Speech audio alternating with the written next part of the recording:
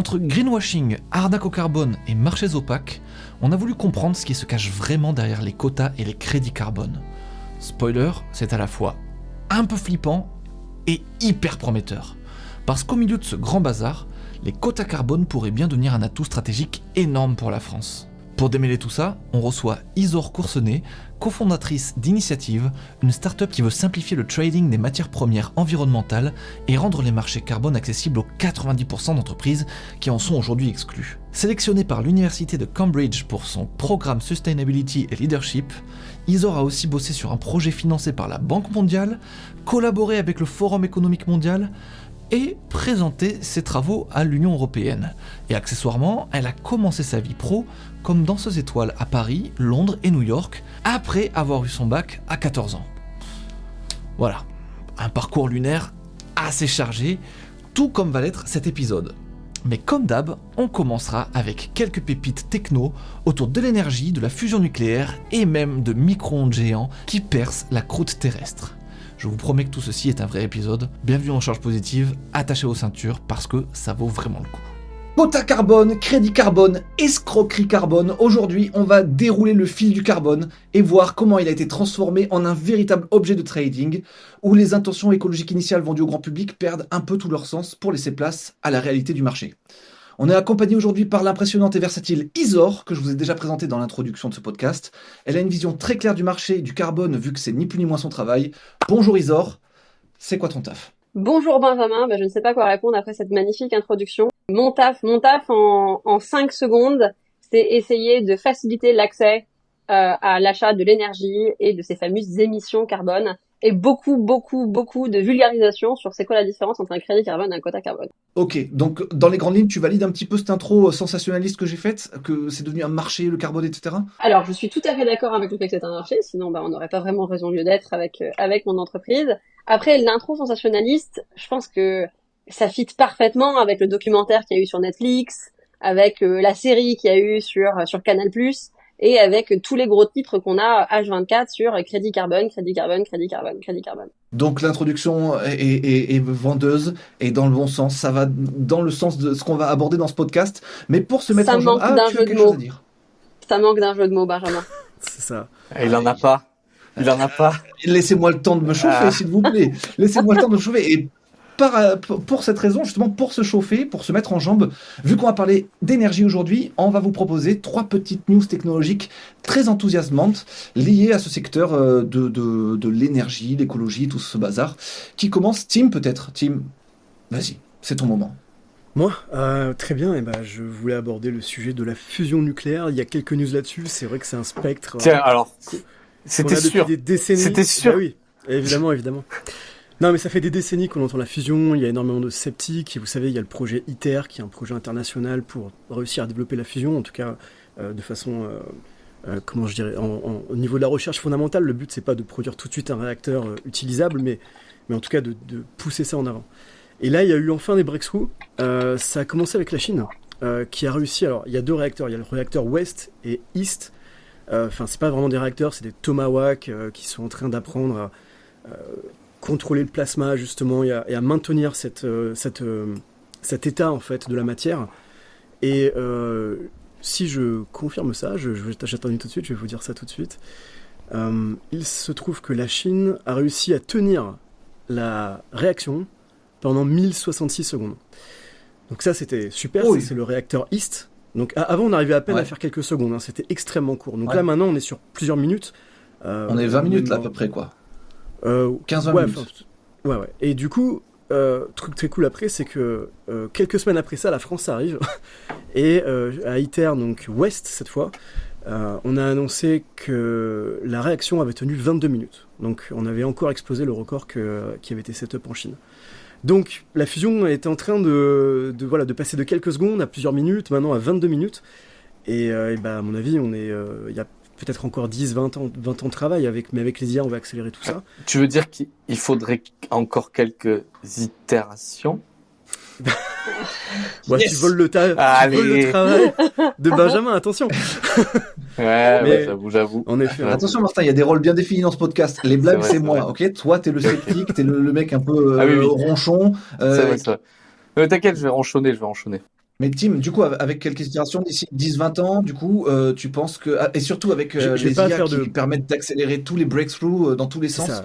Je vais pas faire de prédictions délirantes, mais ce que j'aimerais en tout cas dire, c'est que voilà, ça représente pour moi la fusion, c'est quelque chose, c'est un spectre qui paraît impossible pendant très longtemps, mais potentiellement si ce breakthrough arrive au XXIe siècle, et si ce breakthrough arrive même dans les 20-30 ans à venir, on va redistribuer toutes les cartes. Donc notamment tout ce qu'on va dire dans cet épisode va devoir être évalué si jamais ça arrive. Donc c'est vraiment intéressant et ça fait partie, comme on en parle souvent, de ces... Les breakthroughs, c'est des choses sur lesquelles on compte pas vraiment, on a tendance à extrapoler les courbes actuelles, à imaginer où ça va, et puis d'un coup, des fois, il y a une technologie qui arrive et qui change tout. C'est possible que ce soit le cas, voilà. Et du coup, la fusion, on en parlera plus tard. Je propose qu'on y retourne. C'est ton rêve, on a compris que c'est ton rêve. C'est littéralement ton rêve. En tout cas, la fusion, et ça me permet de transitionner sur ma petite nouvelle à moi, la fusion, c'est de l'énergie infinie et propre, et quasi sans risque. Donc on est content et tout. Et aussi faut que ça puisse paraître, l'humanité a devant elle plusieurs solutions pour obtenir une énergie propre et infinie. La solution la plus évidente qui nous vient en tête, c'est la fusion nucléaire, comme vient de nous parler Tim.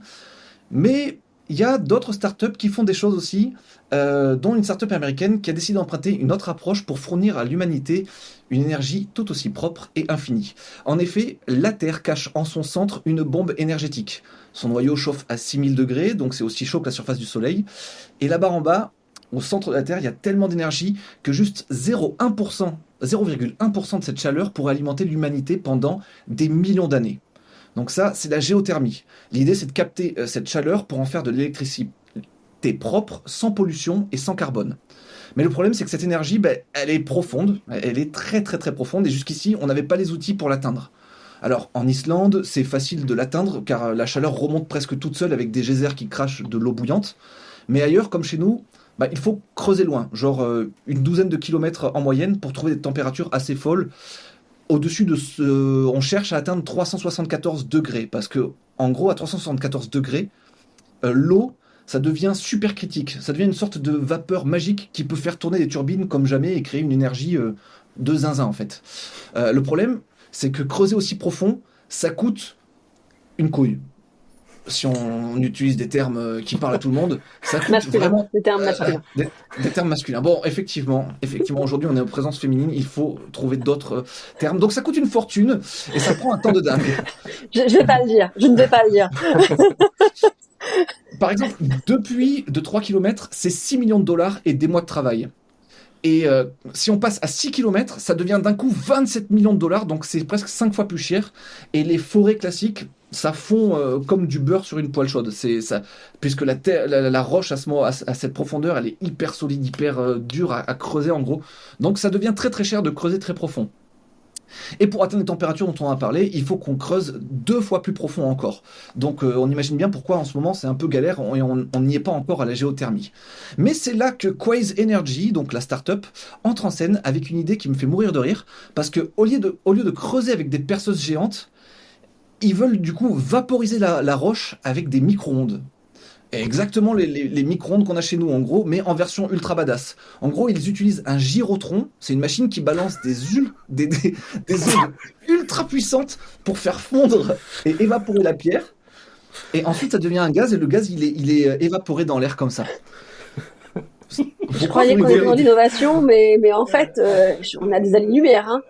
Non, mais on est dans le futur. Un gyrotron. C'est ça. À 1 mètre, en fait, avec... C'est dingue. En fait. On dirait un plan de méchant de James Bond ou mais oui, Ninja. On dirait le sort de vaisseau des méchants dans Tortue Ninja, là.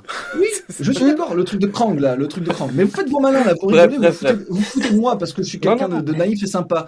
Mais regardez, avec les technos actuels, on a vu que c'était une fortune et que c'était impossible d'avancer et tout, mais avec ça, on peut creuser 1 mètre par heure avec leur gyrotron de 1 mégawatt. Et donc, du coup, un trou de 1 km, ça prendrait 41 jours et ça coûterait que 75 000 dollars en électricité. Et alors qu'aujourd'hui, ça coûte des millions. Donc, en gros, si ça marche, c'est énorme parce qu'on peut se mettre à creuser des trous un peu partout dans le monde. On peut même recycler toutes les usines de charbon, on peut les recycler en usines géothermiques. On creuse un gros trou là, on le branche sur les turbines qui existent déjà et boum, on a de l'énergie 24 sur 24, 7 jours sur 7, partout sur la Terre. et pas que là où il y a des volcans. Donc ça tabasse. Moi, je trouve que c'est assez stylé. Le truc, c'est que pour l'instant, on n'y est pas encore. Il y a encore quelques roches dures comme le quartz qui résistent. Il y a de l'eau souterraine qui peut poser des problèmes. Et ils viennent tout juste de lancer leur premier test en dehors des labos. Donc il y a encore pas mal de preuves à montrer. Mais en tout cas, si ça marche, c'est Comment ultra s'appelle intéressant. la startup déjà? C'est Quaise, Quaise Énergie. Quaise Et, et son gyrotron. et le Incroyable. gyrotron, oui. Moi, je trouve ça. Moi, si on peut court-circuiter la fusion, trouver ça plus rapidement que la fusion, eh ben, on aura révolutionné le problème énergétique de l'humanité avec des gros micro-ondes calés au bout d'énormes tuyaux. Ben, moi, je trouve ça hyper badass. Et voilà. Mais tu Bah, dis dans qu'on est- le même registre, Pardon, vous vas-y. connaissez les nodules polymétalliques? Pas Ah, vraiment. si, non. si, je sais ce que c'est, mais vas-y, je t'en prie, ouais. C'est comme le gyrotron. Bah en fait c'est un petit peu un c'est un petit peu un système similaire. Désolée, je t'ai interrompu la team. C'est des espèces de galets qui recouvrent les fonds marins. Et j'en parle parce que c'est des sources d'énergie qui sont également très très puissantes, très très potentes. Et elles sont surtout présentes sur les fonds marins qui appartiennent à des territoires français. Donc en plus, c'est des sources d'énergie potentiellement souveraines. Et il y a quelques années de cela, c'est un petit peu le même principe, c'est qu'en fait on va aller forer dans les fonds marins pour aller récupérer ces nodules.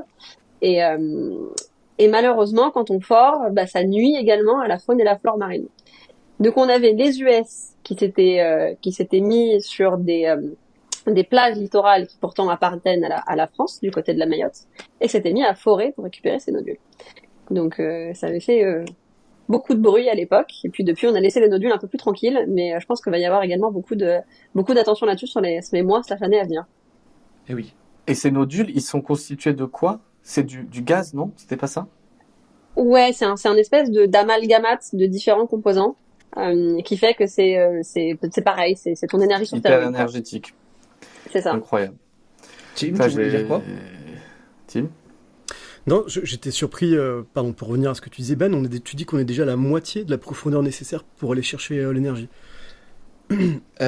Oui, actuellement, on sait aller jusque-là avec les moyens qu'on a actuellement, mais ça coûte vraiment 27 millions, comme on a vu, pour Ouais, creuser juste un trou de 7 km. Et en fait, on envoie des espèces de foreuses en diamant qui coûtent Ouais, très ouais. cher à produire et tout. Mm. Bref, c'est galère. Mais je vais arrêter de vous vendre mon gyrotron, vous allez vous foutre de ma gueule tout le long. Non, mec, Donc c'est allez-y, creusez à ça l'appel. va être Creusez vos Non, trous à mais l'appel, là. Moi, je vais c'est creuser avec mon très- micro-ondes.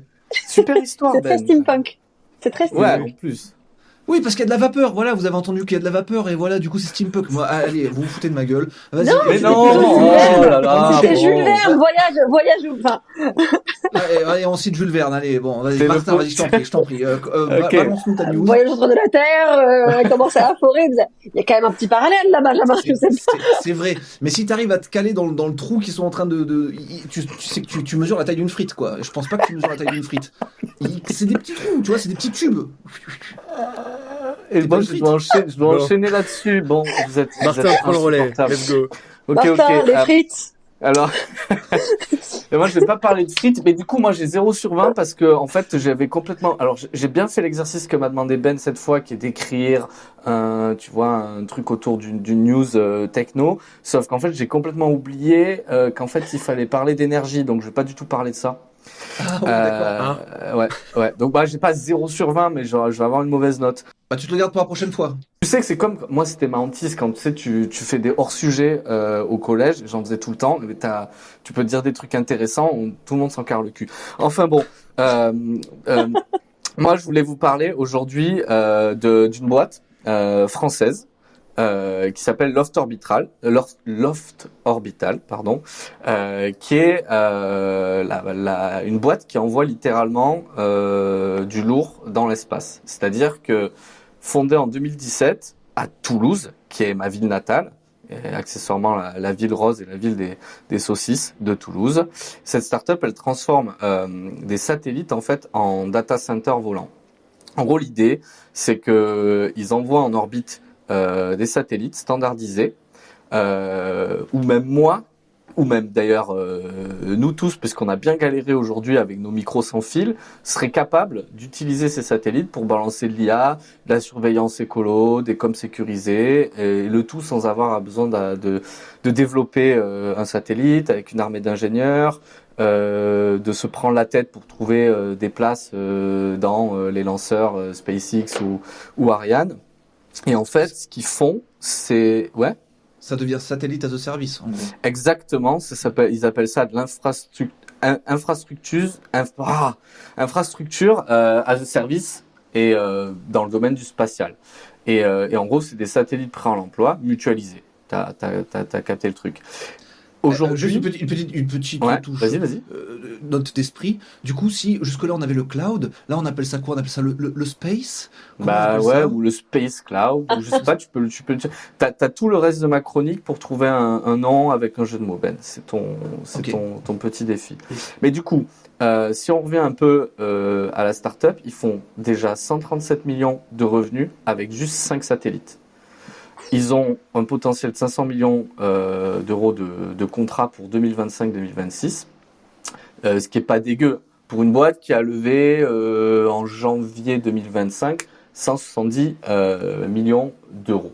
Côté client, ils ont la NASA. La NASA, ils font quoi? Ils traquent les incendies en direct via des températures terrestres avec les satellites de Loft Orbital. Ils bossent avec Microsoft qui branche des applications Azure dans l'espace, donc avec sur leurs satellites qui filent eux-mêmes à 7 km par seconde, ce qui est relativement rapide pour un applicatif, vous en conviendrez.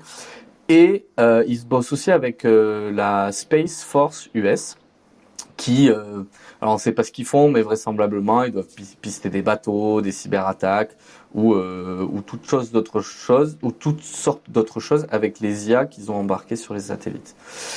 Le tout shippé via des contrats SpaceX.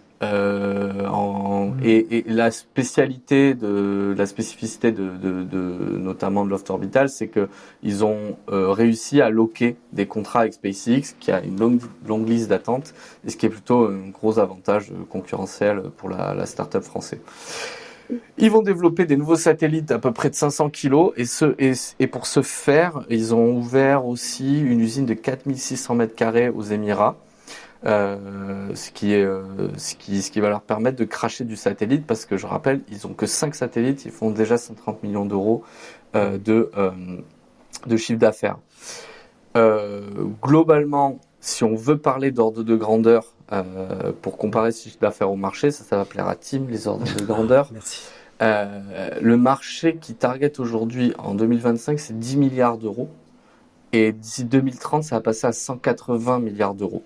Donc c'est un marché qui est en plein boom et on peut voir émerger peut-être un leader français sur ce type de techno. Mais, parce qu'il faut bien que je râle, comme d'habitude, qu'est-ce qui se passe? L'Union européenne, avec ses régulations de merde, pourrait complètement nous plomber la start-up. Parce que pendant que Bruxelles, eux, ils tricotent des lois pour que les oiseaux migrateurs, si tu veux, ils soient pas gênés par des ondes satellitaires, les US et les concurrents de Loft Orbital, eux, ils sprintent, et surtout les US, ils foutent des gros contrats de défense. Donc, certes, Loft Orbital bénéficie, mais pas que. Et donc, Loft Orbital, ils sont pas cons. Ils ont aussi un gros pied posé à San Francisco.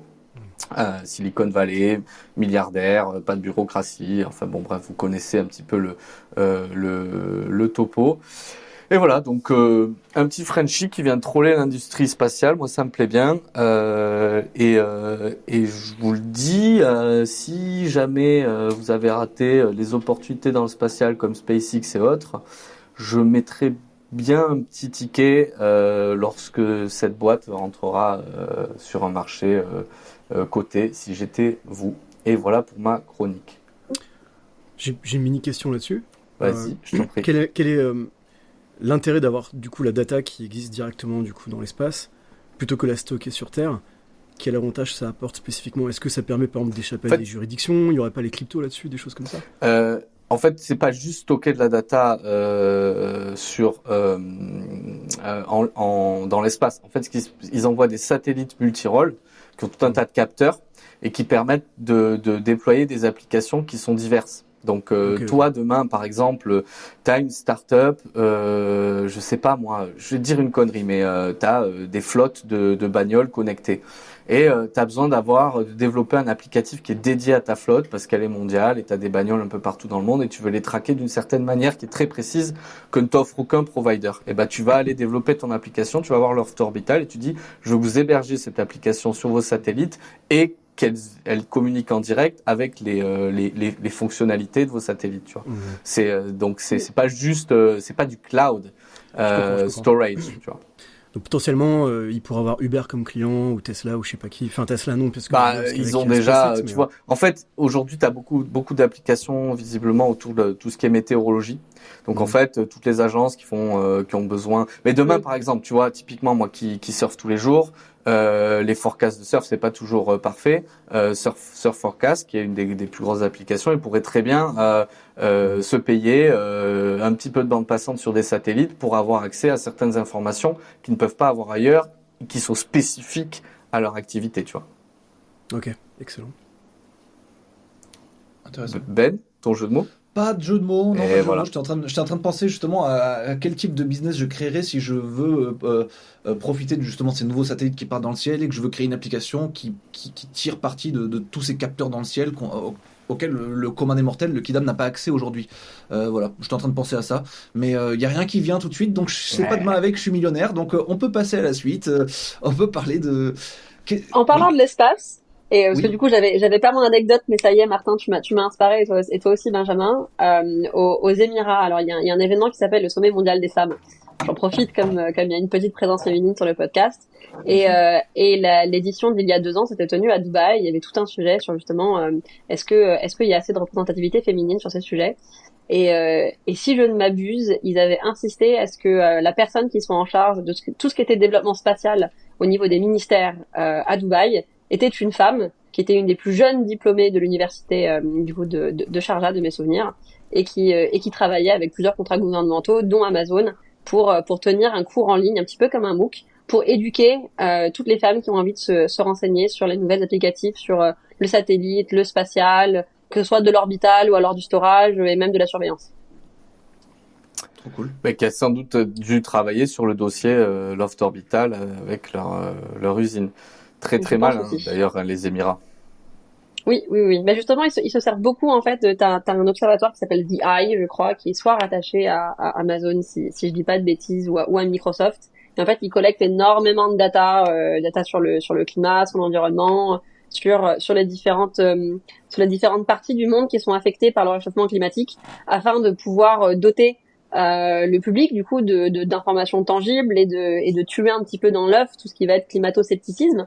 Avec écoutez, là on a vu des mouvements tectoniques ici, là il y a tant de plus d'ouragans, là il y a tant de plus de feux de forêt, donc statistiquement parlant vous pouvez avoir un avis très macro du coup de la situation. Super intéressant. Et ce qui nous fait une transition toute trouvée sur une autre application qui vient de... Encore Bah non, mais là, je reviens sur le sujet principal du podcast, à savoir l'énergie, parce que Martin, tu nous as fait un joli hors-sujet. Merci beaucoup. Maintenant, on peut retourner à avoir une vision macro de ce qui se passe avec l'application Electricity Maps, la claque visuelle qui change tout. Alors, qu'est-ce qui veut nous présenter ça? Parce que qu'est-ce que c'est ce Electricity Map? Qu'est-ce qu'on y trouve? Qu'est-ce que ça nous permet de voir? Qu'est-ce qu'on n'avait pas avant? Pourquoi on a ça maintenant? Quelles sont les conclusions? Qui veut en parler? Tim, moi je veux c'est bien, toi j'adore. qui a C'est pour toi, Tim. Alors, attends, C'est- Tim, par contre, tu as une connexion d'enfants sauvages, donc est-ce que tu veux que je partage moi mon écran? Ah oui, c'est bien mieux, ouais. Oui, c'est bien mieux? Allez, je vais partager mon écran. C'est quoi? C'est l'expression connexion d'enfants sauvages qui vous fait rire? J'adore. Vous êtes... Bon. J'avoue qu'elle est pas mal. Je sais pas où tu le trouves à chaque fois, mais... En fait, ce que j'aime bien, c'est que le ton de Benjamin, quand il sort son expression que t'as jamais entendue avant, t'as l'impression en fait que ça date d'il y a des 10, 15, 20 ans Ouais. du langage français, et c'est juste que toi qui as un culte. Parce que avec une conviction, tu vois. Ah, il est pas piqué des fromages d'hier, hein. C'est camelotesque. Eh C'est ben, vrai, c'est vrai. voilà Electricity Map. Tim, je suis ton esclave niveau pilotage du bazar. Tu me guides, tu décris et on y va. Très bien. Eh bien, Electricity Map permet de voir en live la production et consommation d'électricité par pays, par source. Et je trouve ça hyper intéressant. Ça permet vraiment de se recalibrer justement encore une fois et de comprendre un petit peu mieux quels sont les flux d'énergie dans le monde, quels sont les pays qui émettent le plus de CO2 et ceux qui en émettent le moins, quels sont les programmes qui ont fonctionné ou pas, quelles sont les différentes façons de faire en fait. Parce qu'il y a différentes solutions, il y a des pays qui ont du CO2 très bas avec des méthodes complètement différentes. Donc c'est assez intéressant. Je te propose de dézoomer un petit peu et de jeter un œil à la map mondiale. Et de mieux se rendre compte à quel point la situation française est rare, puisque nous sommes à peu près la seule puissance de cette taille-là, avec une énergie aussi décarbonée dans le monde. Donc c'est assez unique. Et si tu zoomes en particulier donc sur nous à nouveau, si tu cliques sur la France, je te conseille de... Voilà. On peut voir le chiffre important, c'est qu'on émet donc 41 grammes de CO2 par kilowattheure. Et donc c'est extrêmement bas, ok. Si vous comparez à n'importe quel voisin, l'Allemagne par exemple au hasard, ou par exemple la Pologne. Voilà, l'Allemagne, sur l'Allemagne on est donc 410 grammes, la Pologne 722 grammes, ok, versus 41. Donc il faut bien imaginer que le même appareil électrique que vous branchez en Pologne, c'est quasiment 15 fois plus de CO2 qu'en France. Ok, la même ampoule, le même ordinateur, 15 fois plus de CO2. Donc ça change tout, concrètement, stratégiquement, et c'est pour ça que je suis pas sûr qu'aujourd'hui c'est vraiment en France qu'il faut faire des efforts écologiques, à mon avis. Enfin, en tout cas, sur cette question-là d'énergie, à mon avis, ce qu'on devrait surtout faire, là où il y a ce qu'on appelle les low-hanging fruit, quoi, là où il y a les... Comment on dit, à chaque fois, je ne sais plus la traduire cette expression. Mais en tout cas, là où on a le maximum de levier, là où on a le maximum d'impact pour très peu d'efforts, ce serait d'aider les pays qui polluent énormément aujourd'hui, comme la Pologne, qui dépend du charbon. Mais alors attends, Tim, parce que je te vois venir. Mm-hmm. Qu'est-ce qui fait que la France arrive à avoir un taux aussi faible d'émissions de CO2? Alors si on regarde à gauche, on peut voir quelque chose d'assez intéressant. Donc regarde Ben, si tu vas sur la France... Attends, j'ai activé trop de trucs là. J'enlève le soleil, Ouais. j'enlève le vent. C'est quoi ça? Ok. Donc reste sur la France. Regarde, c'est assez intéressant. La France, elle a que 29% de renouvelables tout de suite en live. Hein. C'est la data, elle est live là. Donc là, il y a que 29%. Tout de suite là dans le mix électrique français qui vient de sources renouvelables. Pourtant, on est 95% low carbone. Okay. Maintenant, si tu regardes par exemple un pays comme l'Espagne, regarde, qui est un peu moins clean apparemment, elle a beaucoup plus de renouvelables, elle a 68% de renouvelables par rapport à nous. Mais elle est que 88% low carbone. C'est déjà très bon, c'est un excellent score. Mais ce que je veux dire, c'est qu'elle est moins low carbone, malgré le fait qu'elle ait plus de renouvelables. Et en fait, pourquoi? Si on regarde le mix en bas, on peut voir à gauche, là, ouais. Là, on voit toutes les différentes sources, en fait. Solaire, hydro, wind, nucléaire. Donc, on voit quelles sont les différentes sources d'énergie qui créent le mix actuel de l'Espagne. Et on voit que pour l'instant, ils ont de l'hydro, ils ont du soleil, ils ont du vent, c'est pas mal, ils ont du nucléaire aussi. Mais ce qui baisse leur score un petit peu, évidemment, c'est qu'ils ont pas mal de gaz qui tournent tout de suite, là. Si tu cliques sur la France, à mon avis, il doit y avoir quasiment zéro gaz à l'heure actuelle. Tu peux cliquer dessus, ouais, il y a très peu de gaz. Très Nous, peu, Sur la France. principalement au nucléaire. Et si tu cliques, je sais pas, sur n'importe quel voisin, l'Italie, en haut à droite, tu peux te mettre par country, par pays, en haut à droite. Voilà, et là, tu peux voir que l'Italie tourne quasiment qu'au gaz. Ah ouais, c'est chaud. Et donc, donc, ce qui est du aussi coup, intéressant, c'est que tu vois les flux d'énergie qui sont interchangés au Entre les travers du réseau européen, qui d'ailleurs est un truc qu'on devrait aborder, je crois, un peu plus tard, parce que personne n'y comprend c'est les petites flèches rien, que tu vois. moi y compris. Ouais. Et à ce niveau-là, justement, j'avais une question. Alors, la France, nous, on a un nucléaire, on fait plein d'énergie, etc. On en envoie du coup chez nos voisins, en Belgique, en Italie et tout. Mais on chope quand même quelques trucs qui viennent d'Espagne. Pourquoi on a besoin de leur énergie aux Espagnols? Alors ça, je vais prendre la question au vol. Déjà pour dézoomer un petit peu sur la carte, ce que ça nous montre vraiment, c'est la réalité de la flexibilité des marchés. C'est que l'énergie, c'est pas comme tu vas aller acheter du pain. Il faut bien que quelqu'un ait toujours un stock d'énergie pour que tu puisses toujours tirer sur son énergie quand on a besoin. Donc l'énergie, la gradation avec laquelle tu vas pouvoir en tirer, d'abord ça va être sur de l'eau, ensuite ça va être sur du solaire, et après ça va aller de plus en plus vers des énergies qui elles sont fortes en carbone. Toute la problématique en fait, c'est la loi de l'offre et la demande. C'est quand tu vas produire un certain montant d'énergie, est-ce qu'il y aura assez de consommateurs en face pour y revendre? C'est un petit peu comme si jamais demain on décidait d'avoir énormément de production d'énergie verte, ce qui serait super pour l'environnement, mais en face, t'as peu de consommation.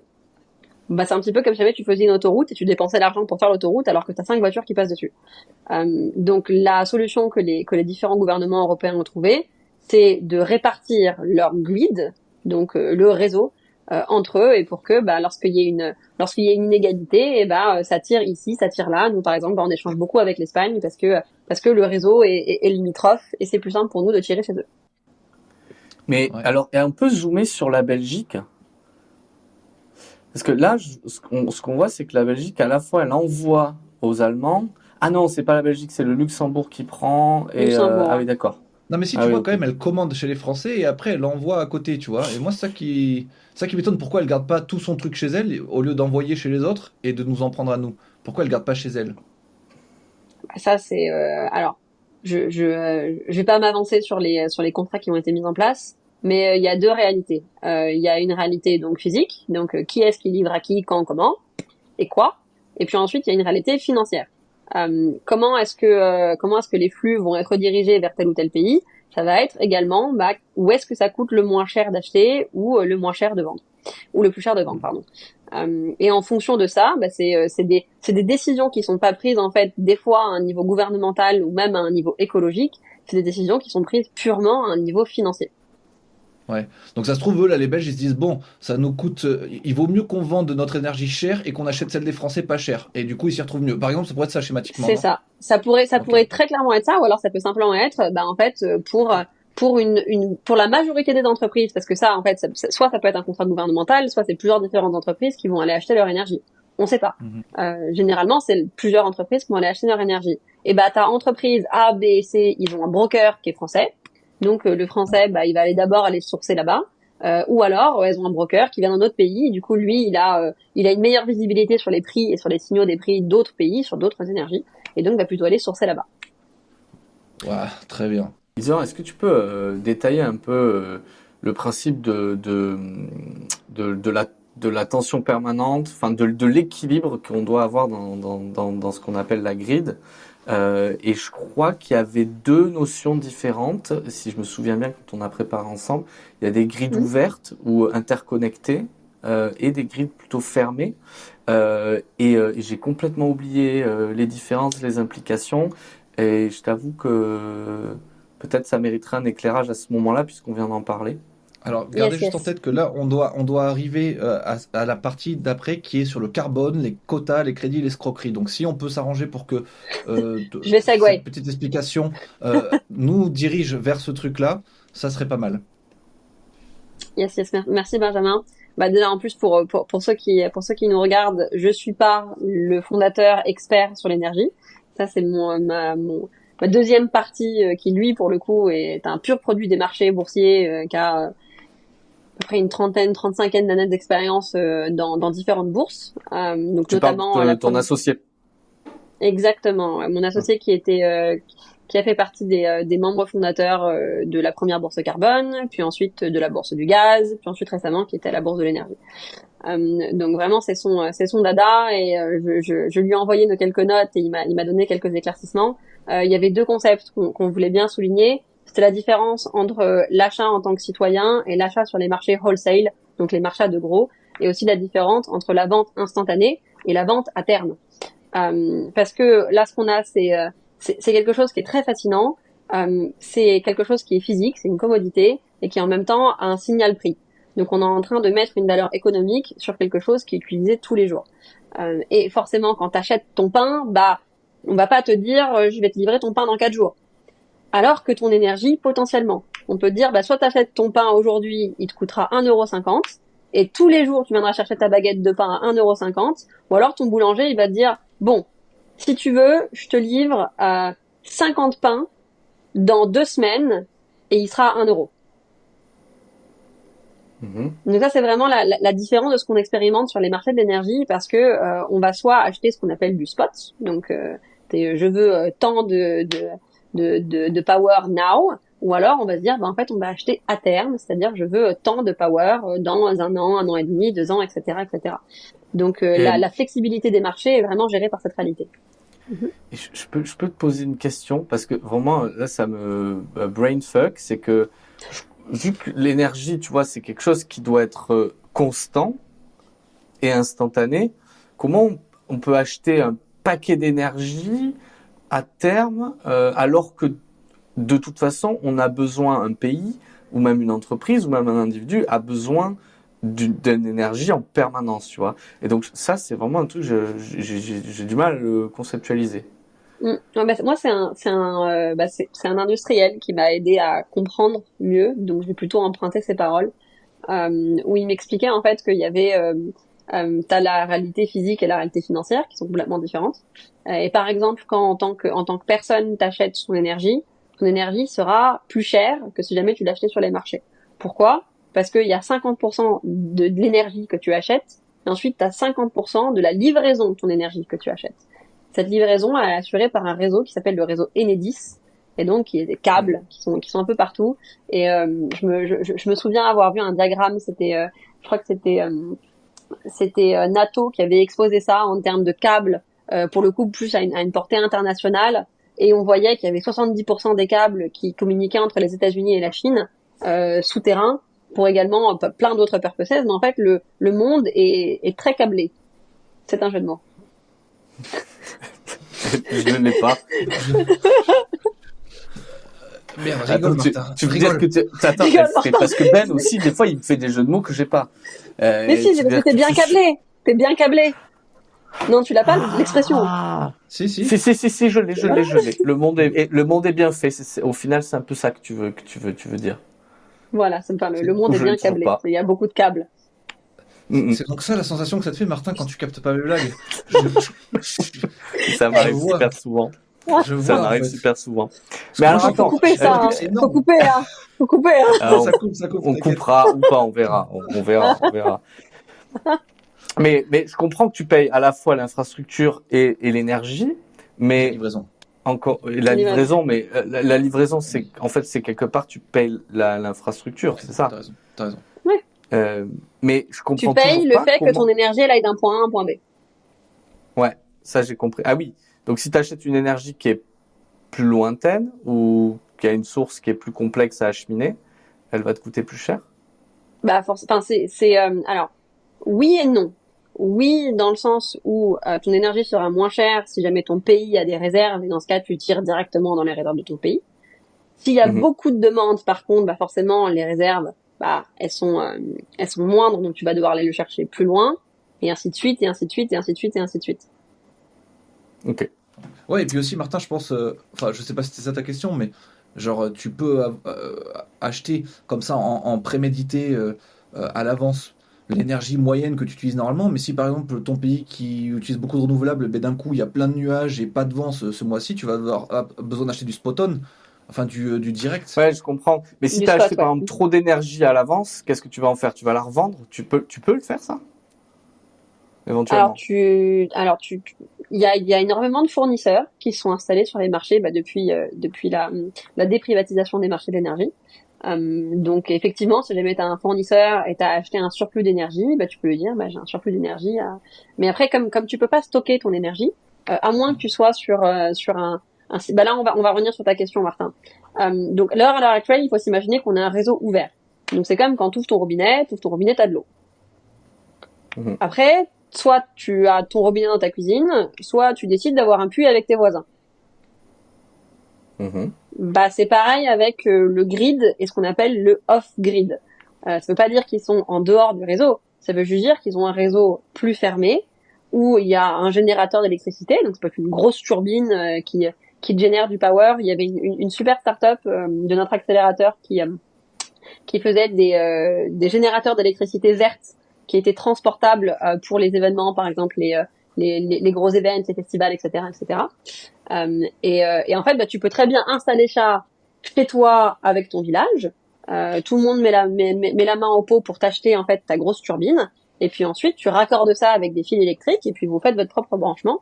Et là, votre énergie, elle est gratuite vu qu'elle est auto-alimentée par votre générateur électrique. Ok. Ça, c'est quand même très, enfin, pour moi encore, mais je dois être un petit peu idiot. Mais passons, c'est moi qui explique mal, alors. Non, je pense pas. Et je pense que d'une, c'est très compliqué à conceptualiser, parce qu'il y a une histoire C'est pas de flux matériel. permanent et de tension. C'est pas matériel. En même temps, on dit que c'est un bien, mais un bien pour la plupart des gens, c'est quelque chose qui se matérialise justement. Et en plus, il y a ce côté de moi, l'électricité, je veux l'avoir en permanence. Une Assyrie ou même, je sais pas moi, des télécoms, ils ont besoin que leurs antennes elles tournent en permanence. Et donc c'est compliqué de se dire qu'on peut acheter à l'avance. En plus, ça se fait à l'échelle nationale. Enfin bon, voilà. Tout ça pour dire que. Tu disais, Martin, excuse-moi. Non, mais tout ça pour dire que on peut passer à d'autres questions que les miennes, qui sont infinies et qui ne font pas avancer la compréhension du monde. Je crois que ce qui peut aider un peu les gens à voir un peu comme les problématiques de l'énergie, c'est de voir ça comme de la flotte en fait que tu peux et dans laquelle tu peux pas couper le robinet en fait. C'est de l'énergie, ça circule tout le temps, peu importe.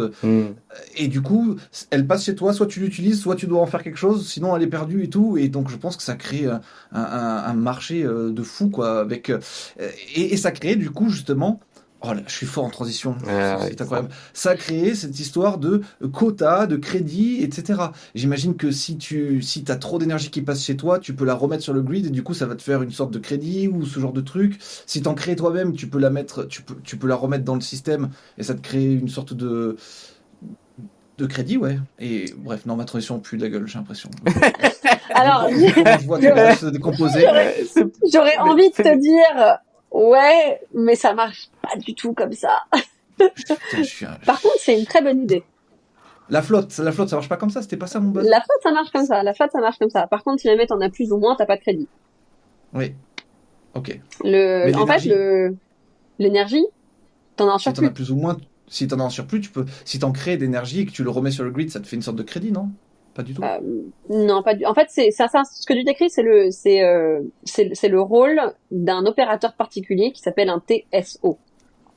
Donc, tu es un TSO, tu as ta licence, ta façon d'opérer ton entreprise. Là, oui, effectivement, tu peux te permettre de faire ce travail de tac, tac, tac, tac, tac. Et leur job, c'est juste d'harmoniser en fait qui a quoi, quand, à quel moment. D'ailleurs, il y en a très peu qui ont le droit d'être un TSO. Parce que quand tu n'arrives pas à assumer ton devoir de livraison, dans ce cas, tu as une énorme amende. Donc c'est vachement punitif. Mais je pense pas en fait qu'au niveau citoyen, ce soit encore aussi bien ficelé comme système. D'ailleurs, la raison d'être des TSO est une des raisons pour laquelle on a encore besoin des bourses, parce que c'est les bourses qui disent go, stop, et qui communiquent avec le TSO. D'accord. Mais donc, du coup, vu que je suis aussi mauvais en carbone, quota et crédit, et que c'est de ça dont on doit parler maintenant, est-ce que tu peux nous expliquer un petit peu ces histoires le carbone, bon, on entend partout, les quotas, les crédits, ça se monnaie pas, les gens se les rachètent, etc. Ça crée une sorte de marché souterrain un peu obscur.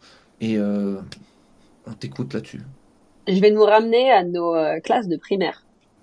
Ouais. Quand tout le monde parlait du trou dans la couche d'ozone. On s'en rappelle. Exemple que Tim adore, il adore cet exemple, Tim le cite souvent. Ouais, ça Tim. Ok. Non, parce que c'est. Ouais. Je te laisse. Ah non, je veux savoir maintenant. Quand est-ce que tu arrives à citer le trou dans la couche d'ozone ? Eh bien, tout simplement parce que c'est un exemple de succès de l'humanité et qu'on n'en parle pas assez souvent. On a réussi à résorber le trou de la couche d'ozone, on a banni les gaz CFC qui étaient dans les frigos et dans pas mal de systèmes à l'époque, et aujourd'hui, le trou est en train de se résorber, et ça montre que voilà, quand l'humanité a un challenge, on peut le faire, et que c'est pas du tout impossible, et que c'est pour ça que j'ai bon espoir qu'on va réussir à résoudre le changement climatique, un de ces quatre. En tout cas, je pense qu'on est en train de le faire. C'est une super façon de faire un segue sur les marchés des quotas carbone. Ça marche de la même manière. Donc il y avait ce challenge de la couche d'ozone. Bon, on y est arrivé, on a encore des vaches, donc bravo l'humanité. Et à ce moment-là, c'est les États-Unis qui ont décidé de mettre en place un système qu'on appelle cap and trade. Donc cap, limite, trade, achat-vente. Très simple. Donc pour mettre justement une limite à toutes ces émanations qui faisaient du mal et qui nuisaient à la couche d'ozone. Ce système a tellement bien marché quand, je crois, 4-5 ans, c'était déjà fini. Et en fait, la raison pour laquelle ça a bien marché, c'est que ils avaient des puits d'acide. Donc c'était un problème très conséquent, quotidien, et tout le monde s'était vraiment mis la main à la pâte pour faire un effort collectif. 20 à 30 ans plus tard, ce même système a été récupéré pour essayer de justement mettre une limite à la pollution. Et c'est là où les systèmes des quotas et des crédits ont été inventés. Ça, c'est dans les années 90, 95, donc avant même que l'énergie se soit libéralisée dans les marchés européens. Donc je fais ma mini-zor, j'espère que je radote pas trop avec mon petit cours d'histoire. Mais à ce moment-là, en fait, il y a deux systèmes qui sont créés. Il y a un système qui s'appelle le système régulé. Donc là, c'est un gouvernement qui va dire, OK, ça c'est la limite chez moi. Et quand on dépasse cette limite chez moi, on va devoir payer pour la dépasser. Par contre, si jamais tu es en dessous de la limite... on parle d'émissions de carbone. Exactement, d'émissions carbone. Et est-ce que c'est une limite qui est par industrie, qui est globale au pays, juste pour être un peu concret?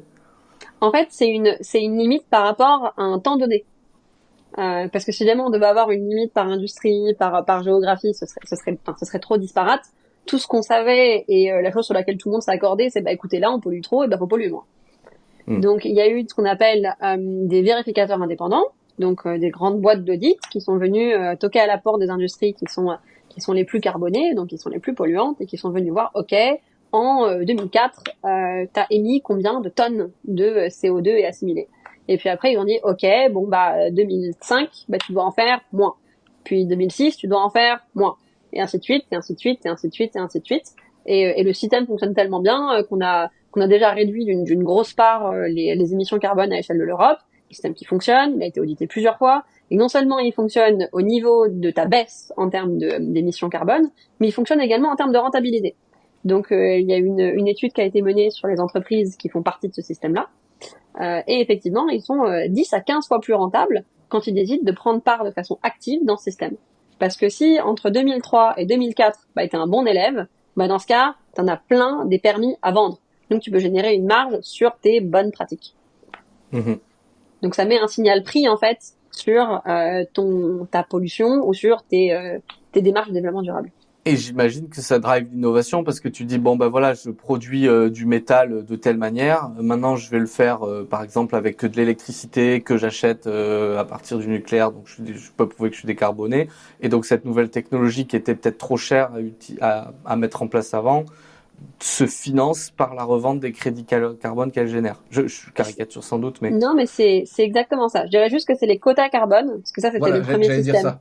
J'ai dit quoi? En fait, si tu dépenses 70% de ton quota carbone, il te reste 30% de quota carbone que tu vas pouvoir vendre du coup à d'autres boîtes qui, elles, ont peut-être fait 130%. Mais c'est pas du crédit encore, ça c'est du quota. Alors justement, tout ça, ça c'est le système c'est un gros marché qui fonctionne depuis 20 ans, et effectivement, ça marche exactement comme ça, Martin, et à deux titres, parce que je crois que c'est 50% des bénéfices de la vente de ces quotas qui retournent dans le giron des gouvernements, et plus précisément dans la Banque européenne d'innovation qui va financer des différents produits, des projets qui eux ont de plus fortes chances de réussir à décarboner grâce à l'innovation.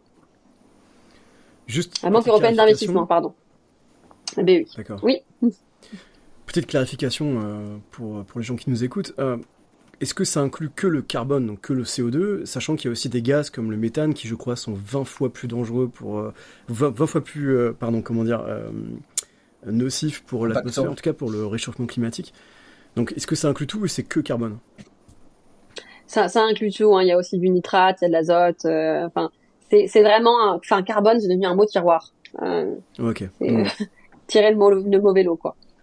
Donc en gros, c'est tous les gaz qui réchauffent, qui ont un effet, qui participent à, comment on appelle ça, à l'effet de serre. À l'effet de serre. Voilà, pardon, merci. Ouais. Tout ce qui fait que demain t'es content, tu sors en bikini, mais dans 20 ans, moins content. Surtout pour les prochaines générations. Donc ça, c'est les quotas. Ouais. Et ensuite, c'est bien parce que ça permet de façon naturelle. J'ai une latence, c'est assez compliqué du coup, désolé. T'inquiète. Et, du coup, je me dis c'est bien parce que du coup, en intégrant du coup la variable carbone directement dans les prix, ça permet d'ajuster tout un système de façon assez naturelle en fait. Ça permet de naturellement diverger l'économie là où on veut, en tout cas de la nudger naturellement là où il faut. Donc ça me paraît C'est ça. assez sain et naturel. Bah ça récompense un comportement positif. C'est enfin, alors je vais me perdre en divagation philosophique 2 minutes, mais quand tu regardes l'être humain, la nature humaine, t'as quand même une certaine tendance à vouloir faire des choses qui te sont bénéfiques à toi. Et la grande problématique qu'on a avec le climat, c'est que bah moins que demain on ait un moyen de rajouter des années et qu'on se berce vraiment dans de la longévité, bah tu n'auras pas le problème du climat en fait. Si jamais t'as 55 ans et t'es en tête de PepsiCo. Donc est-ce que tu vas sacrifier ta top line et ta bottom line pour le plaisir de potentiellement plus tard avoir des générations qui vont pouvoir être sur une terre qui est encore fertile? L'art, c'est pratique parce que dès demain, t'as une incidence économique et dès demain, t'as un upside économique. Hmm. Donc il y a rien à Ouais, perdre en fait à investir dans le développement durable.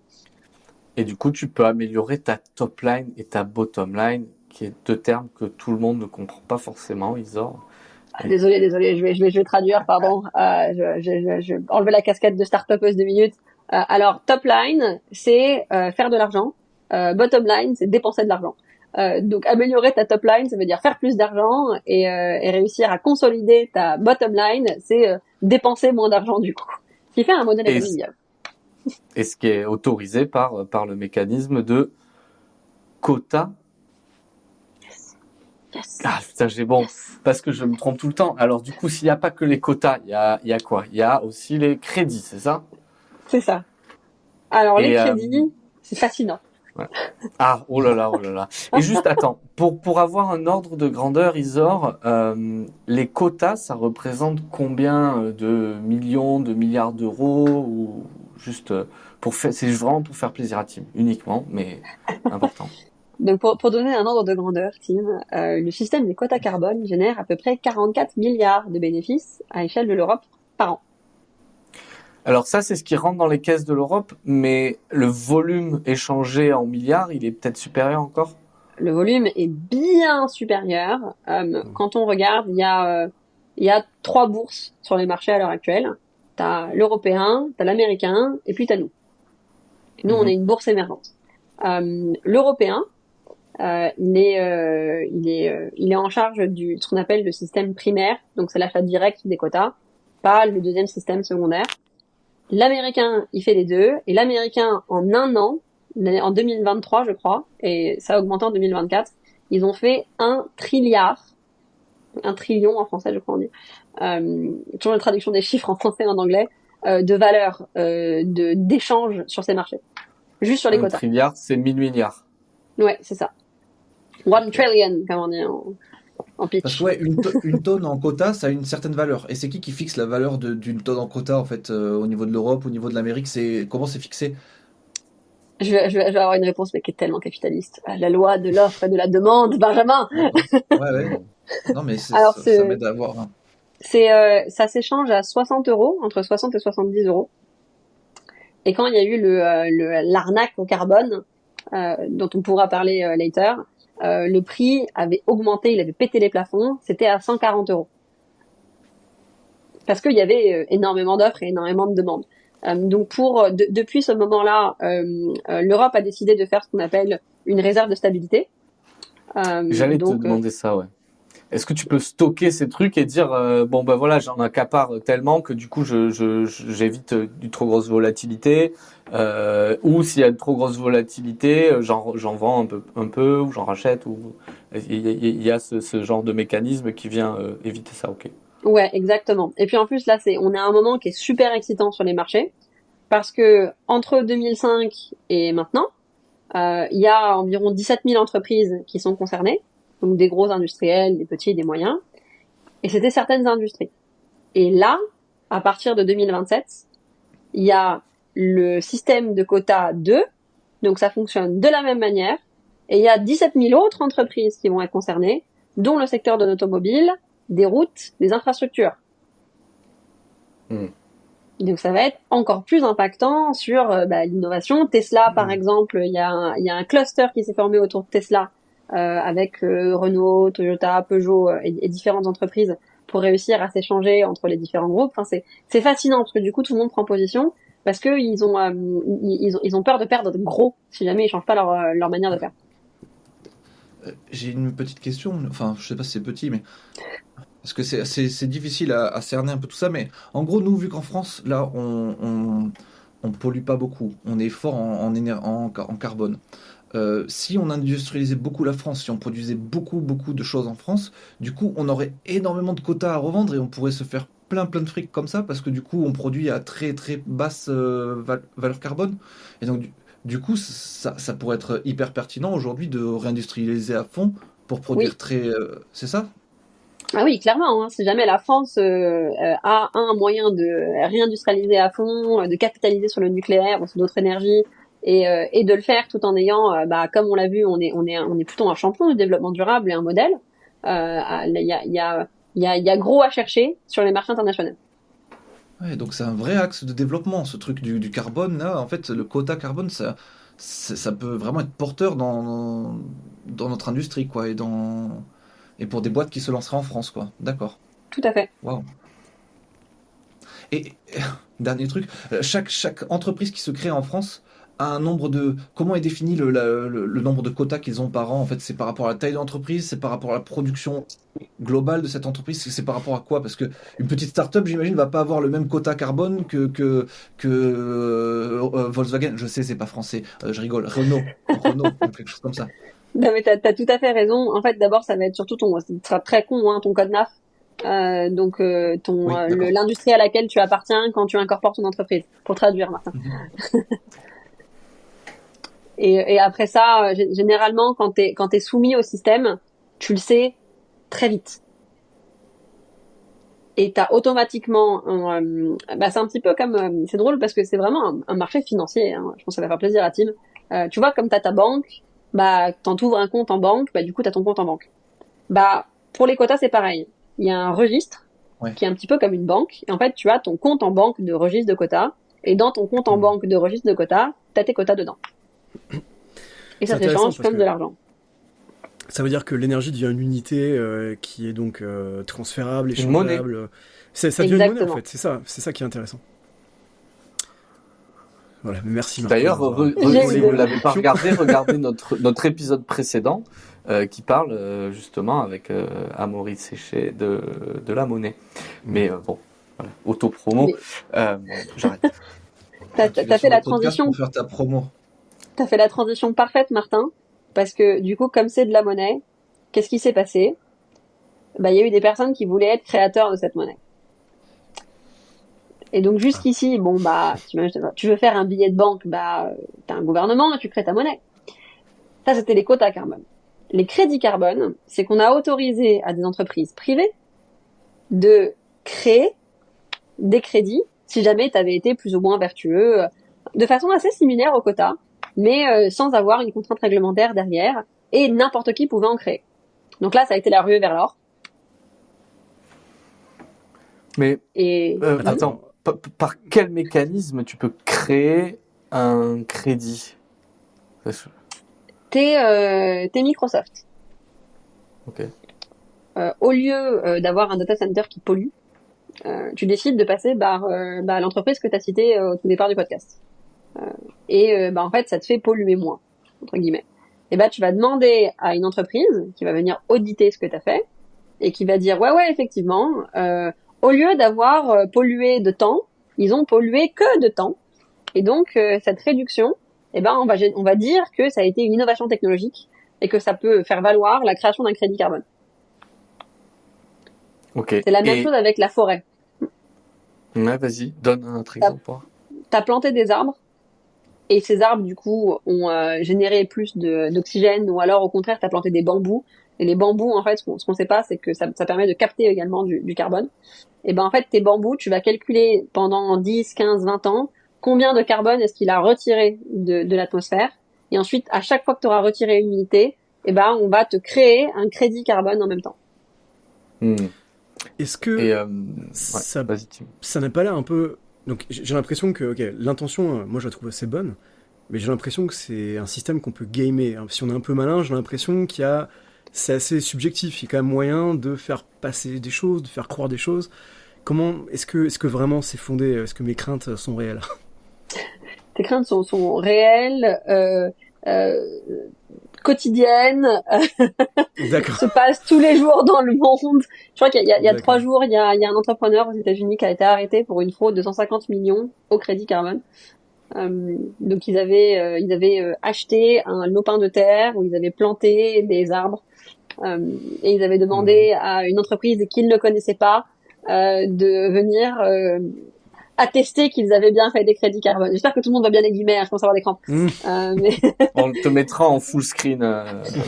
Mais pour ceux qui nous écoutent, Isor agite ses quatre doigts, 2 sur chaque main, pour signifier que tout ça est ironique.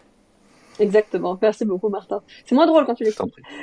prie. Oui, je fais ce que je peux. Je suis pas un comique. Voilà, tant pis. Mais ouais, Donc, je t'en prie, vous continue. avez raison. Est-ce que vous avez des questions déjà sur les crédits? Parce que Non, mais il y a énormément de trucs à apprendre là-dedans, il y en a plein. comme le dit Tim, en effet, c'est très subjectif. C'est sujet à des escroqueries, mais ça me semble avoir une certaine utilité. Par exemple, je pense je sais plus comment ça s'appelle, mais c'est des énormes fans, tu vois, des énormes ventilateurs qui captent du carbone et le transforment en sorte de briques qu'on peut stocker.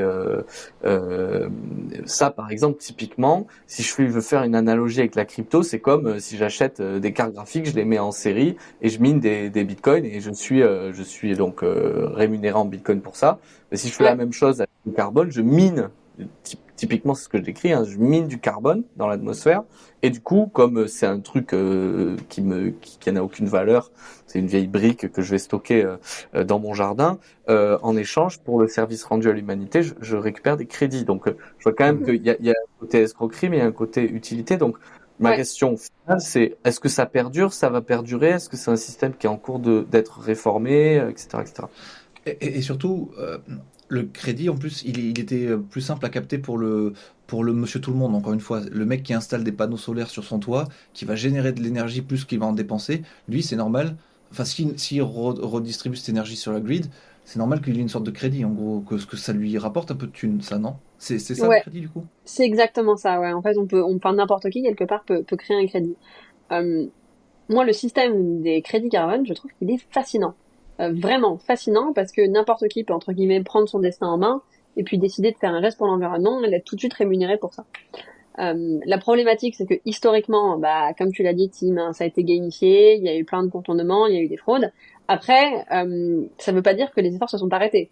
Au contraire, il y a énormément d'attention, il y a beaucoup d'efforts. Le programme dont on faisait partie à l'université de Cambridge, c'était un programme qui était dédié à toutes les solutions qui permettaient de mettre en avant plus de transparence, plus de traçabilité et de vraiment surveiller ces marchés-là pour que les crédits carbone soient des vrais crédits carbone et bien tangibles.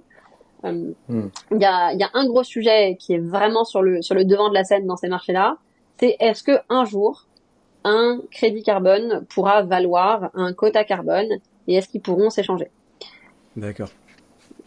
Donc de ce que nous on sait de nos échanges avec les régulateurs et même nos experts et notre propre expertise, c'est très peu de chances que ça arrive parce que quand c'est arrivé, les crédits carbone factices ont commencé à casser le marché du carbone qui lui était régulé. Ouais, logique. Exactement, parce qu'en plus le signal prix était différent. Donc le crédit carbone, c'est encore un petit peu le Far West, un peu comme la crypto. C'est pour ça que c'est très intéressant. Tu peux avoir un crédit qui est à 2 euros la tonne, comme à 15 euros la tonne. Et en fait, ça dépend du vintage, de la façon dont il a été fait. Et c'est vraiment plus c'est du détail. Mais alors, pour le grand public qui comprenne bien, qui émet ces crédits-là? Qui décide d'attribuer un crédit? Par exemple, tu fais un claim, tu dis moi j'ai fait une économie de carbone. Qui doit-on voir pour ça? Alors, pas donner des mauvaises idées des gens, mais t'as 3 acteurs. Le premier acteur, Attends. ça va être le... Alors, Ouais. c'est quoi? Attends, tu me permets, on va faire une blague. J'arrive, bouge pas. Ce qui va Oh non, vraiment non, essayer mais de créer un je crédit. sais Oh très my bien ce God. qu'il va faire. Non, mais si aujourd'hui tout le On monde va se va faire faire ça. des blagues, On va faire- Non, je il me va casse, sortir moi. son truc de. Ok, de- imaginons son que je suis truc là. qui- Non, mais comme ça, ça nous ferait un petit truc marrant. Ok, donc, imaginons, voilà, j'ai planté mes arbres, tu vois, j'ai mon bonsaï, je veux claim. Là, il y a 500 grammes de carbone qui ont été Ok. capturés par ce bonsaï. Je veux Ouais. claim ça. Je vais voir je demande à qui me donne mes thunes. Alors, la première chose que tu veux faire, c'est que ça ait une valeur. On est d'accord? Faut que ça ait une valeur probante, comme on appelle ça. D'accord. Bon, bah, pour que ça ait une valeur probante, faut que tu ailles parler à un standard.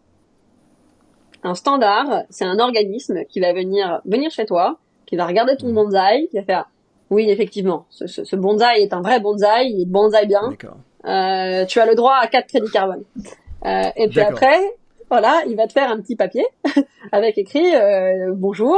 Donc tu vas avoir ils vont t'ouvrir un compte dans le registre, et dans le compte dans le registre, tu auras écrit Tim Soray, le 5 janvier 2025. Son projet c'est Bonsaï Carbone, et effectivement il a décarboné de temps, et puis du coup il a 3 crédits carbone. Voilà. Très bien, d'accord. Oui, mais c'est qui ce con-là, là, qui vient, là? Moi, je le connais pas, tu sais. Je le connais pas, il est payé par qui? Moi, je peux te sortir les papiers que tu veux. Non, mais j'en ai marre. J'en ai marre de c'est quoi ce bazar, là? C'est qui? Bah, Est-ce qu'il y a l'État derrière? Alors justement, il n'y a pas l'État derrière. Ce sont des entreprises privées. C'est ça la beauté de la chose, ou pas. Ah. Et en fait, t'as différents standards. Donc comme c'était un marché vraiment Far West, bah t'as eu le standard Gold, parce que Gold label. T'as eu le standard ensuite Vera, parce que c'est la vérité. Après, il y a eu ICROA. Là, on commençait à se perdre dans les acronymes, parce que bon, il fallait différencier. Et puis t'en as, t'en as plein. Ok. Plein Myriade. de standards. Voilà, une myriade. Il y en a qui ont cherché à mettre des standards sur la blockchain en disant, bah, comme c'est sur la blockchain, bah, ça veut dire que le crédit carbone, c'est un vrai crédit carbone. Mais non, le problème se situe pas sur, c'est comme dans l'IA, garbage in, garbage out. Mais qui va décider du prix? Moi, ça me flingue. Alors là, j'ai un blackout dans mon cerveau. Mais moi aussi. Martin, Et qui va probablement payer? que toi. Mais qui va c'est payer? comme- Qui décide du prix? c'est Moi, je comme vais les t'en cryptos. signer à 200 balles, tes 4 grammes de bonsaï, Tim. Mais Alors, C'est encore moi qui paie avec mes impôts, c'est ça? bah, Alors, T'es en train de foutre la merde, là. T'es en train de Je nous- pars à Dubaï si ça continue. dans l'ordre, Non mais.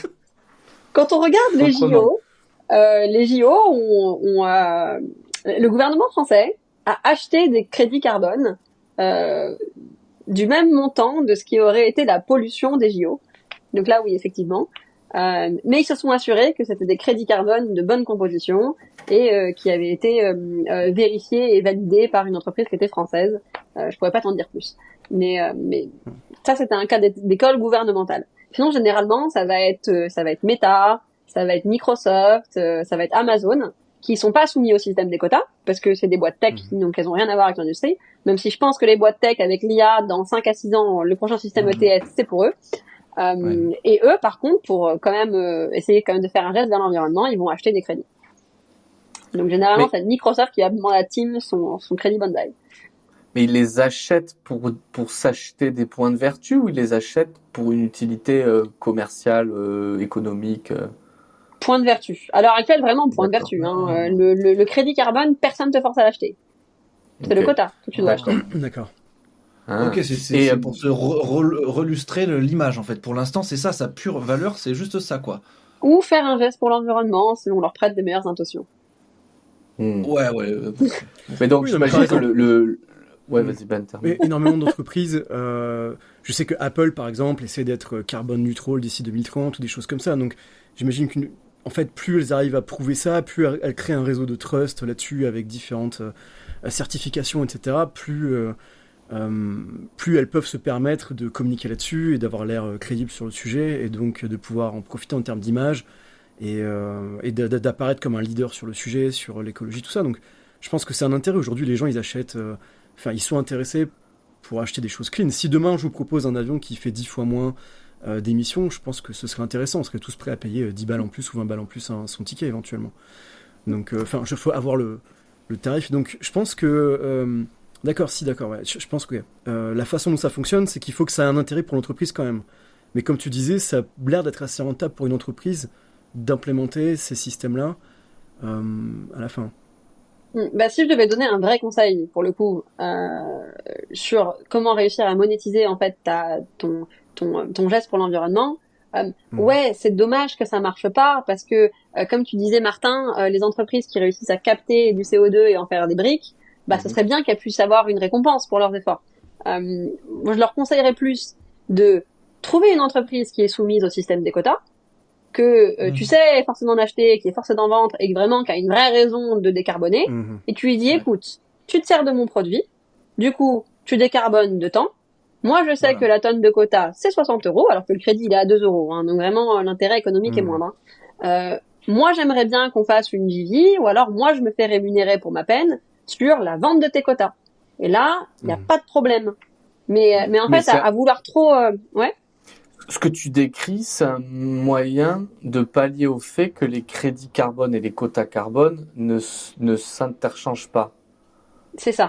En fait, qui est un peu l'évolution dont on rêverait. Dont on rêverait, dont rêvent les gens du crédit carbone. Les personnes qui travaillent dans les quotas, chacun de son côté, les moutons sont bien gardés. Ok, mais à la fin, Isor, pardon, mais j'ai ce petit goût dans la bouche de scam. J'arrive pas à me l'enlever, tu vois. Non, mais sur les crédits, j'espère, pas sur les quotas. Oui, sur le crédit. Ah non, mais les quotas, maintenant, je suis fan. Moi, je suis fan aussi. Mais alors, pareil. En fait, quota, c'est le truc qui est... Non, mais attendez, il y a un truc qui est horrible. Parce que déjà, si tu veux... Non, mais attends. Isor, c'est pas la première fois qu'on se parle et tout, mais en fait, le problème, c'est pas un problème de logique, c'est un problème aussi de sémantique. C'est-à-dire, on appelle ça quota carbone, crédit carbone, en fait, c'est pas vraiment le carbone. Il y a un truc qui se trade, il y a un truc qui est un scam, mais qui est pas un scam. Et en fait, à la fin, je pense que les gens, la plupart, ils entendent carbone, ça les gonfle. Ils disent non, mais voilà. Et après, ils entendent quota ou crédit, ils se posent plus la question et ils associent tout ça à un scam, tu vois. Ouais, exactement. Et donc, moi, j'ai quand même, sur le crédit, ce petit goût là aigre de scammy. Même si je vois un peu l'intérêt, tu vois, genre, je trouve, tu fais une société qui n'est basée que sur la captation de carbone et des autres gaz à effet de serre, voire des polluants, et qui est une société qui de base n'a aucun business model viable sans les crédits. Donc je vois quand même un intérêt, mais aujourd'hui le fait que ce soit pas interconnecté avec les quotas, que tu aies affaire à des sortes de standards pas possibles avec des acronymes horribles, ça pue un peu quoi. En fait, alors moi je me suis longtemps posé la question de comment ça se fait que tout le monde parle des crédits carbone et que personne ne parle des quotas carbone. Parce que il y en a un, ça fait 25 ans qu'il est là le système quand même, il génère 44 milliards par an. C'est juste bizarre pour ordre de grandeur, tu peux comparer les deux. Les crédits, j'imagine que c'est beaucoup plus petit. C'est minuscule. C'est pour ça aussi qu'on se demande pourquoi tout le monde se bat sur les crédits carbone. C'est un marché à 4 milliards.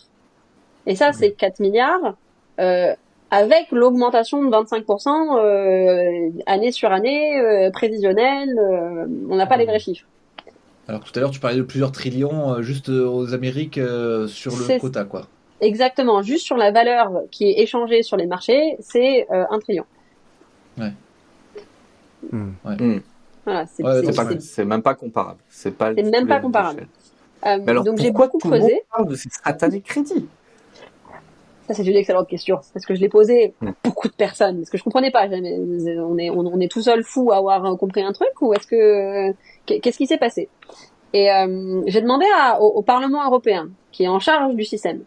Et en fait, eux... On dirait que tu te la pètes un peu quand tu dis ça. on dirait un peu...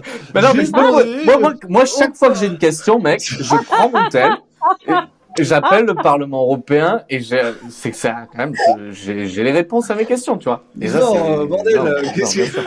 Allô, Parlement européen. Alors, j'ai pris un billet de train, je pointais à Bruxelles, il faisait froid, c'était chiant. Okay. Ah, ok, mais c'est pas glamour, finalement.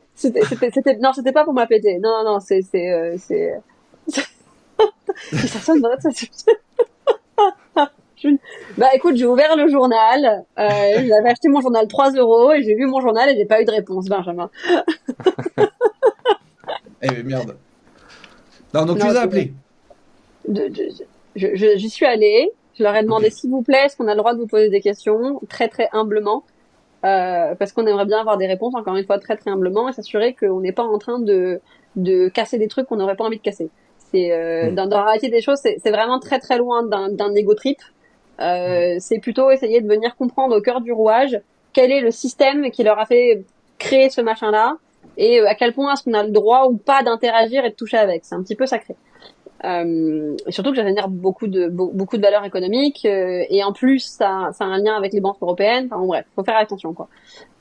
Et leur réponse a été également ils se sont étonnés de à quel point est-ce que les crédits ça a plus pris que les quotas.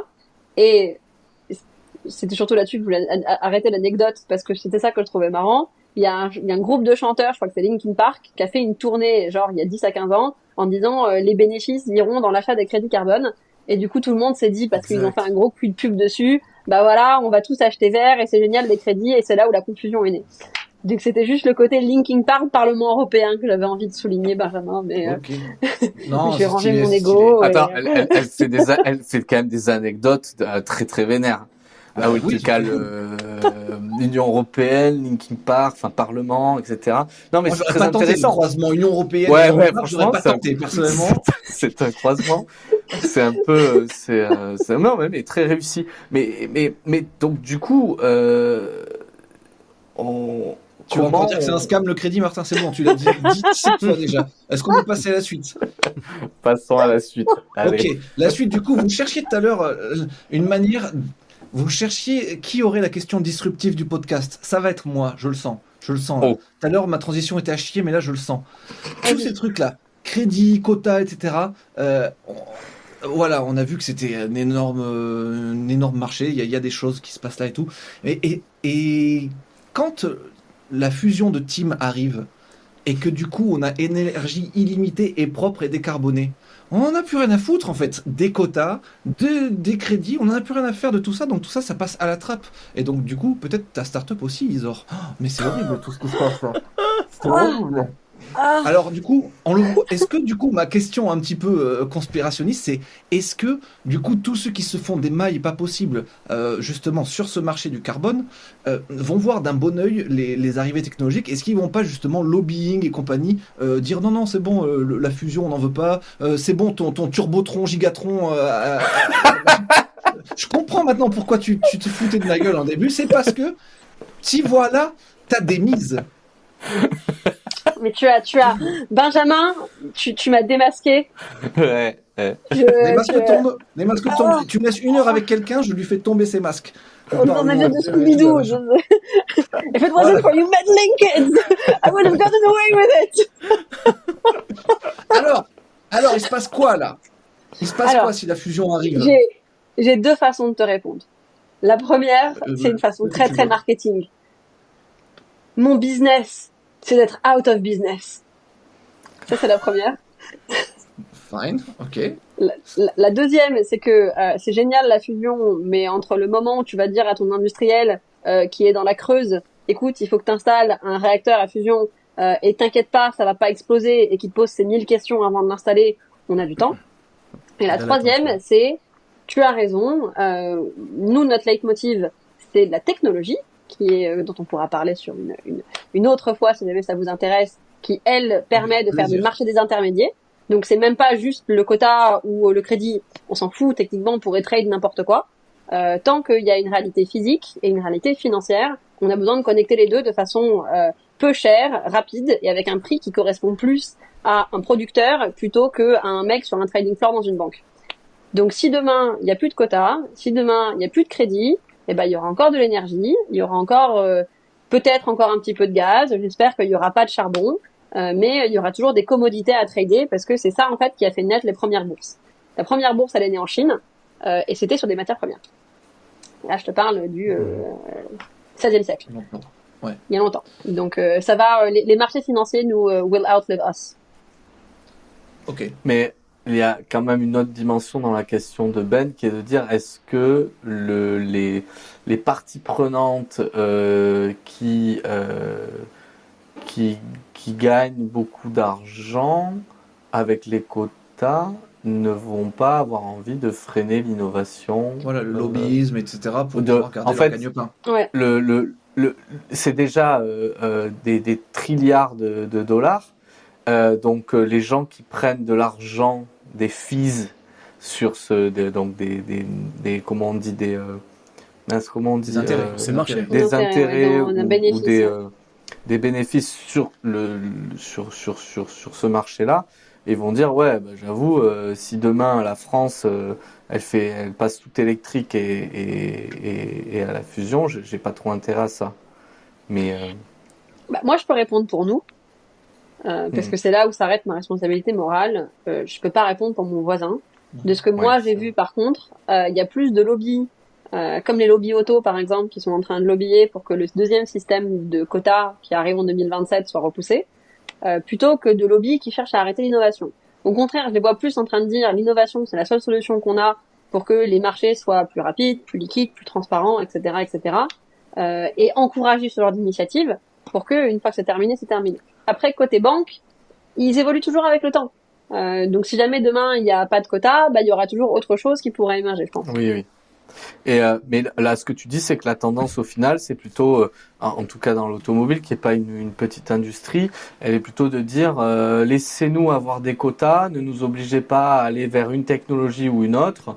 On le fera de manière progressive et plus naturelle, et on a besoin pour faire perdurer nos emplois, notre industrie et nos ventes, d'utiliser ce système de quota carbone qui, lui, on l'a vu, est super. Bah, en fait, ils sont plutôt contre tout, Martin. Ils sont contre le crédit et ils sont contre le quota. Ah ouais, ils veulent même pas de quota. Pour eux, c'est juste une taxe et une amende en plus, alors qu'ils veulent rester économiquement compétitifs. C'est plus un emmerdement qu'autre chose à l'heure actuelle. Oui, mais vu que ça s'applique à tout le monde, ils sont tous oui. pénalisés. Et donc, comme c'est un marché un peu, enfin, qui n'est pas un marché unique, mais il y a des tarifs. On l'a vu avec Trump et l'administration Vance. Mais il y a quand même, s'ils sont tous, enfin, voilà, ils s'en foutent. S'ils sont tous pénalisés, tout le monde est au même niveau. Non, je sais pas. Bah, je suis d'accord avec toi, mais comme la prune pour l'instant elle est pour le voisin, tu préfères que ta prune elle reste chez ton voisin, quoi. Et d'ailleurs, ça me fait poser une question. C'est ça me fait me poser une question. Quelle est l'interconnectabilité entre les régions? Parce que j'imagine que ça se fait en région. Il doit y avoir la région Europe, Middle East, US Nord, Amérique du Sud, Asie, des quotas. Est-ce que c'est des circuits fermés? Je crois que tu as mentionné que les États-Unis étaient plus ouverts que l'Europe, ou j'ai peut-être mal compris. Mais voilà, parce que en effet, si par exemple le circuit fermé européen est très très contraignant pour les industriels européens, alors que les quotas carbone Middle East ou je sais pas Chine, Asie s'encarrent, ça pose quelques problèmes de compétitivité. En effet, surtout quand on importe sur un marché. Je suis d'accord avec toi. Si je peux rajouter, c'est effectivement. Qu'est-ce qui fait qu'un acteur a intérêt en fait à faire partie du système? Par exemple, je sais pas, je pense les pays exportateurs de pétrole, hein, ceux qui ont voilà, il y a eu des milliards de dinosaures pendant des millions d'années, ils meurent, ça fait du pétrole, on l'extrait. Du coup, on a plein d'énergie qui fait pas de quota. Là, on est dans l'inverse, on est dans le malus total. On émet un tas de carbone et d'autres gaz à effet de serre. Qu'est-ce qui nous force, enfin, qu'est-ce qui nous fait... quel est l'incentive, en fait, de rentrer dans ce système-là mondial? C'est des questions très justes, surtout parce qu'en plus, ça va nous permettre de dézoomer un petit peu et d'avoir une vision internationale de où est-ce qu'on se situe, quoi. Nous, en tant que Français, et ensuite nous, en tant qu'Européens. À l'heure actuelle, il y a 47 marchés des quotas qui fonctionnent. Donc 47 pays qui ont un système de quotas. Par contre, il y a que les 4 zones économiques, comme tu disais, Martin. T'as l'Europe, il va y avoir l'Asie avec le système d'émission de la Chine. Il va y avoir Québec, celui du Canada, et qui est relié à la zone États-Unis. Il y a le Brésil également qui est en train d'en mettre un en place. Donc à l'heure actuelle, c'est un petit peu l'Europe qui paye la décarbonation mondiale. C'est surtout les industriels Mm. d'Europe qui payent la décarbonation mondiale. Et ça, depuis les années 2000. En revanche, ce qu'ils sont en train de mettre en place pour que ça arrête de faire ça, s'appelle, alors attention, là, il y a un acronyme, mais on va pas crier au scam tout de suite, c'est le mécanisme d'ajustement de la taxe carbone aux frontières, donc le MACF. C'est pas la Massif. Hein. Ah. Et en fait, ce MACF, quand tu importes un produit, donc du Middle East par exemple, qui est carboné, donc qui a été fait avec des produits qui sont assez lourds, eh ben tu vas payer au moment où tu passes la frontière une taxe de douane. Et ta taxe de douane, elle est indexée sur le prix du quota européen. Sauf si le pays dont tu viens, eh bien, ils ont un système qui est domestique de quotas. Pas de crédit, mais de quotas. Auquel cas, bah là, tu payeras le prix chez toi. Donc l'idée, c'est de progressivement les forcer à mettre en place leur système aussi. Ok. Donc on est quand même parce que alors ce que vous savez pas, c'est que là Ben est en train de stresser parce qu'on a une limite de temps au podcast, sinon les gens après décrochent. Voilà, vous pouvez le voir. Et donc du coup je me risque à proposer d'ores et déjà une petite conclusion. Mais donc est-ce qu'on peut conclure que les crédits carbone, ça a un goût bien scammy, toujours, mais que les quotas carbone, c'est un système vertueux en devenir, où il y a plein encore d'innovations à voir, qui devrait perdurer pendant encore de longues années, jusqu'à ce qu'un jour on atteigne la plénitude de la fusion nucléaire tant recherchée. Est-ce que je résume bien? Tim, Oui. je sais que tu as des problèmes de latence depuis le début, donc ce podcast, tu n'as pas trop pu en placer certaines. On t'a eu plus silencieux que d'habitude. Là, j'ai vu que tu voulais aussi en placer une. Je t'en prie, je fais de la place. Le temps que ta latence se calme, je calme les deux là, avec leur bottom et leur top line, là, machin. Vas-y, insère-toi entre la bottom et la top line, Tim. Je voulais qu'on réfléchisse en large à nouveau dans le contexte du podcast, très vite fait pour conclure aussi, pour suivre ta conclusion aussi, Martin. Mais en gros, l'énergie, c'est un peu le fuel de la civilisation, c'est-à-dire que sans ça, on en serait encore à faire du bois de cheminée et avoir 3 moulins pour faire de la farine. Donc c'est pas voilà, si aujourd'hui on bénéficie d'un tel confort de vie, c'est parce qu'on a énormément d'énergie derrière nous.